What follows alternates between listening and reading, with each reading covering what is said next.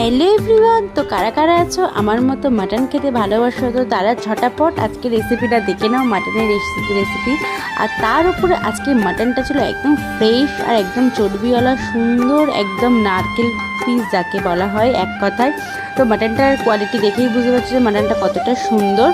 আর mutton হবে আর আলু থাকবে না সেটা তো একেবারেই হয় না। আর মাটন মানেই হচ্ছে কি এরকম আলু, তাই আগে হচ্ছে কি আলুটাকে ভালো করে ভেজে নিয়েছিলাম।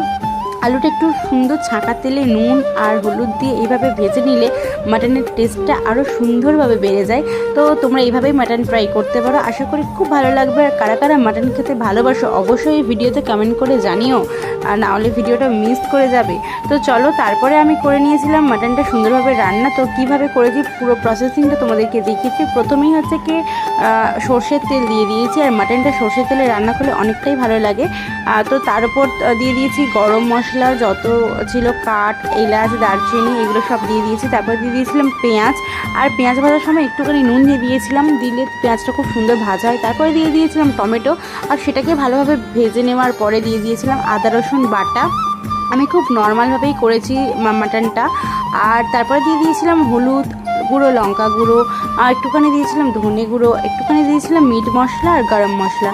তো এইভাবে নর্মালভাবে মাটনটা আমি করেছিলাম। অনেকে মাটন ম্যারিনেট করে তারপরেও করো, ওইভাবেও করতে পারো, কিন্তু আমি আজকের খুব একটা রিচভাবে করিনি, খুব নর্মালভাবে মাটনটা করেছিলাম যাতে খুব রিচ না হয় আর খেতেও ভালো লাগে।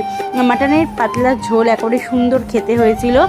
আর তারপরে সুন্দরভাবে মশলাটাকে কষিয়ে নিয়েছিলাম, যতক্ষণ না তেল ছাড়ে ততক্ষণ পর্যন্ত কষিয়ে নিয়েছিলাম। তারপরে মাটনগুলোকে তুলে দিয়েছিলাম।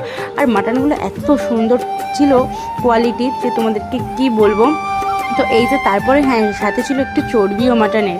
তো তারপর হচ্ছে কি সুন্দর করে মাটনটাকে কষিয়ে নিয়েছিলাম, যতক্ষণ না সুন্দরভাবে কষানো হচ্ছিল তো ততক্ষণ পর্যন্ত আমি একটু একটু করে জল দিচ্ছিলাম আর সুন্দরভাবে কষাচ্ছিলাম। যখন একটু লাল লাল মতো হয়ে আসবে আর তেলটা ছেড়ে দেবে মাটন থেকে, তখন হচ্ছে কি মাটনে জল দিয়ে দিতে হবে।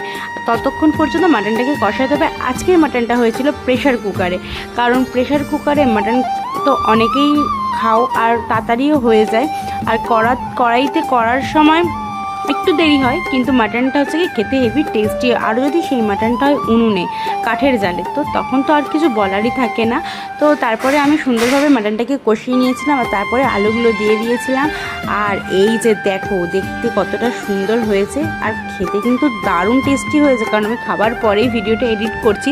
আর ভিডিওটা এডিট করার সময় আমার তখন মনে পড়ছিল মাটনটা খেতে কতটা ভালো হয়েছিল। তো এই যে আমি ভালো করে হচ্ছে কি প্রেশার কুকারটা তখন খুলছিলাম, কারণ প্রেশার কুকারটা খুবই টাইট ছিল। আর এই যে দেখো মাটন